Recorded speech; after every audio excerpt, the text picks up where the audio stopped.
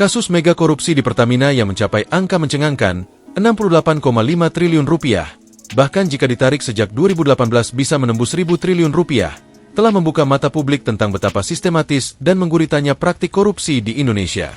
Modus yang digunakan pun begitu rapi dan terstruktur, melibatkan banyak pihak dari direksi Pertamina, anak perusahaan, hingga broker minyak yang bermain dalam skema gelap ini. Salah satu taktik yang terungkap adalah ekspor minyak mentah dalam negeri yang seharusnya digunakan untuk kebutuhan domestik, pembelian minyak melalui perantara dengan harga yang di-markup, hingga impor ilegal yang menguras subsidi BBM hingga 147 triliun rupiah.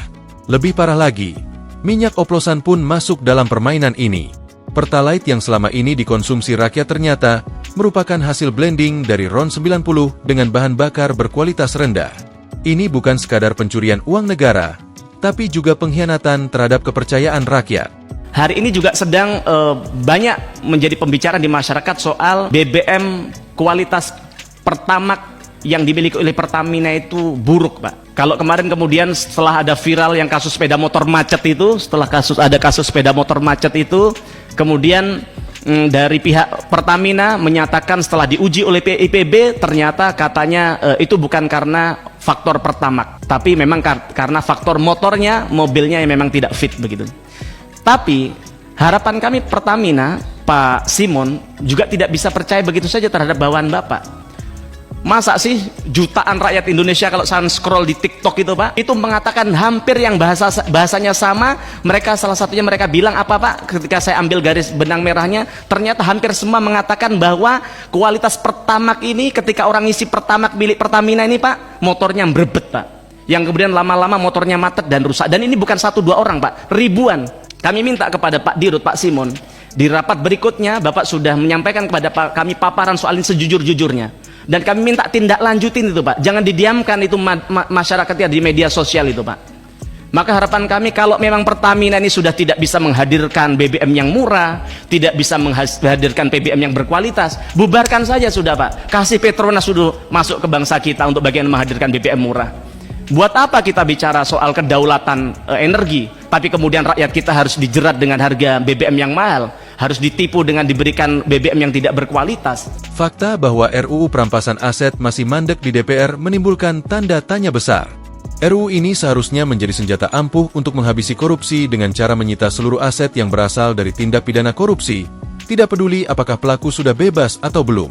Namun, mengapa RUU ini tidak kunjung disahkan? Jawabannya cukup jelas, karena banyak anggota DPR yang kepentingannya bakal terganggu. Sejak 2008, PDIP memiliki dominasi kuat di DPR. Namun, dalam kenyataannya, korupsi di BUMN dan kebijakan yang tidak pro-rakyat justru semakin merajalela.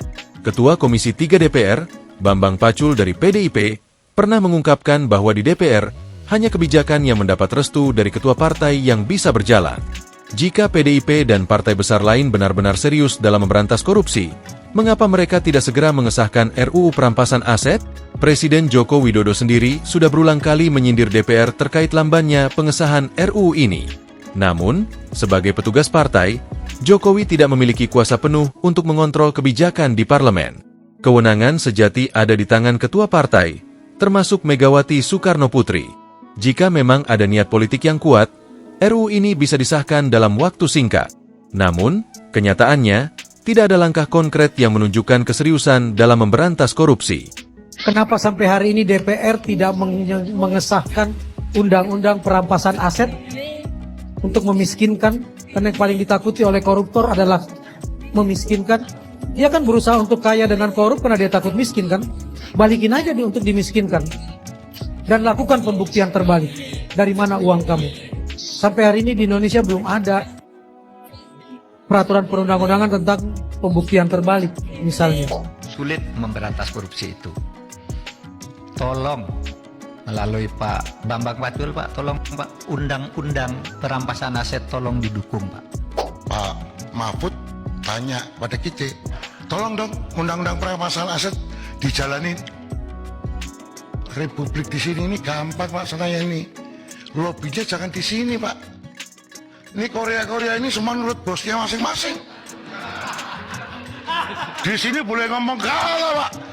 Bambang Pacul ditelepon, Ibu Pacul berhenti, stop. Oke, perkara gue ngebahas tentang kasusnya korupsi Pertamina yang kita tahu semua itu luar biasa fantastisnya. Hampir 1 kuadriliun, 946,5 triliun. Dan ketika gue merespons adanya statement daripada seorang ex-komutnya Pertamina yang ngomong dia punya data, dia punya bukti yang bisa menjarain orang-orang, gue ngerespons, why now gitu, kenapa baru sekarang lo ngomong? Gue serang sama ajar Ateng, Jir. Buzzer dibayar hasil pertama oplosan juga, iya kan? Ya serah kata lu aja deh ya. Gue marah, gue nggak terima, gue komentar tentang apa yang terjadi di masalah Pertamina ini. Karena gue ngerasa gue nggak terima duitnya rakyat dimalingin sama orang-orang itu. Dan gue ngerasa gue ditipu, selama ini gue beli Pertamax, Jir. Gue bayar Pertamax, dan kalau misalnya bener itu dioplos, lu bayangin kerugian di gue, di mereka-mereka yang pakai Pertamax. Pikir. Adalah lagi yang komentar kayak gini, nih liatin ya. Lu nggak paham hierarkinya. Si Ahok itu kan komisaris bukan direksi. Mana bisa pecat? Nih, gue udah kasih tupoksinya loh nih, tupoksi daripada seorang komut. Dan kandai kata pun ya, kalau misalnya seorang Ahok kagak bisa mecat siapa-siapa, ya untuk ngebongkar korupsi itu nggak mesti mecat kan? RUPS buat apa juga? Ininya dipakai, tolong please. Dan kalau gue ikutin logika lu berpikir ya, ini terus apa nih? Apa yang disampaikan Ahok? Ancam pecat Rifa. Terus berarti yang nggak paham tupoksi kewenangan siapa? Ada lagi nih, ajarnya Ateng nih, ngomong kayak gini, Ahok udah keluar di 2020, malah Andre Rosiade itu malah ngomongin Ahok bikin gaduh, ya kan? Iya lalu pikir aja ya, kalau orang cuma cuap-cuap, keluar, weh di sana ada maling, weh di sana ada maling, tapi kagak tunjukin bukti. Buat apa? Lu tunjuk di sana ada maling, udah dilihat sama orang kagak ada apa-apa. Kalau lu nggak bisa kasih bukti, ya udah bikin gaduh lah, bikin ribut aja. Coba kalau misalnya pada saat itu, si aku langsung keluarin bukti, Rosiade pun kicap. Coba dipikir pakai logikanya. Apalagi nanti alasannya Mulyono ini itu. Kalau udah ada bukti, Mulyono pun dia mah kicap, nggak bisa ngapa-ngapain. Makanya yang paling penting tuh tunjukin bukti, jangan kayak Hasto bersumpah bahwa nama Tuhan walaupun tanpa bukti. Kacau. Dan bicara tentang macan ompong, macan sejati, dan macan sirkus ya. Terus di situ tuh dia pada saat itu jadi komut tuh sekian lama ngapain aja? Coba tupoksinya komut, baca sekali lagi ya, baca tupoksinya komut gitu ya. Kalaupun dia nggak punya tupoksi sebagai komut, dia orang biasa. Kalau dia punya bukti, gampang aja. And then mostly throw to the media, ya. Sekarang nih dari zaman 2015 juga media dia udah cor gitu ya. Lu pikir tempe sama terasi apaan?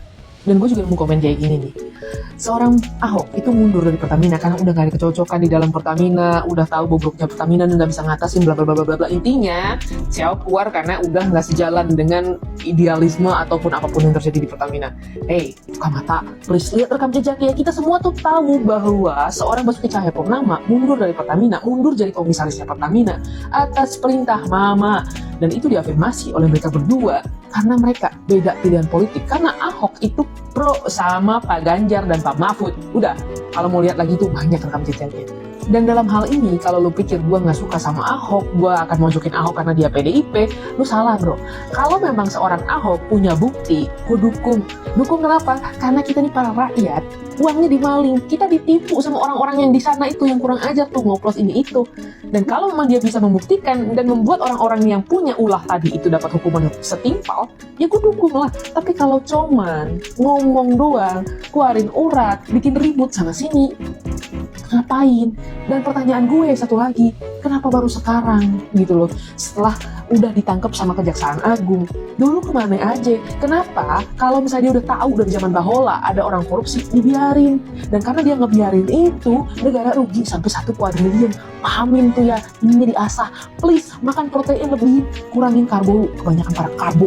Di tengah ketidakjelasan arah pemberantasan korupsi, nama Prabowo Subianto muncul sebagai harapan baru. Selama menjabat sebagai Menteri Pertahanan, Prabowo berhasil mengelola anggaran ratusan triliun rupiah tanpa ada skandal korupsi yang mencuat. Ia bukan bagian dari lingkaran mafia politik lama yang selama ini menggerogoti APBN. Tidak heran jika kelompok-kelompok elit yang menikmati sistem lama merasa terancam. Sejak lama, Indonesia terjebak dalam skema permainan ekonomi global yang dikendalikan oleh asing. Singapura mengontrol ekspor impor dan investasi. Amerika Serikat menggunakan IMF dan World Bank untuk mengatur kebijakan ekonomi, sementara Cina masuk melalui proyek infrastruktur dan utang. Namun, di bawah pengaruh Prabowo, Indonesia mulai mengambil langkah untuk melawan dominasi asing. Penguatan pertahanan negara, larangan ekspor mentah nikel yang membuat Uni Eropa murka, hingga upaya membersihkan mafia migas adalah beberapa kebijakan strategis yang mengguncang status quo. Drama politik yang dimainkan di DPR terkait isu mega korupsi Pertamina bukanlah hal baru. Setiap kali ada kebijakan yang mengancam kepentingan elit, selalu ada manuver untuk mengulur-ulur waktu. Namun, rakyat semakin sadar. Jika DPR tidak segera mengesahkan RUU perampasan aset, maka jelas bahwa mereka tidak berpihak pada rakyat, melainkan pada para koruptor. Pilihan kini ada di tangan rakyat. Apakah akan terus diam dan membiarkan uang negara terus dikuras? Atau mulai bersuara dan mendesak DPR untuk segera bertindak? Satu hal yang pasti, koruptor tidak takut dipenjara, tapi mereka takut dimiskinkan. Oleh karena itu, sahkan RUU perampasan aset sekarang juga dan bersihkan negeri ini dari mafia yang menggerogoti kekayaan bangsa. Indonesia adalah negara besar, tidak boleh dipimpin oleh pengecut yang hanya pandai bermain drama di panggung politik.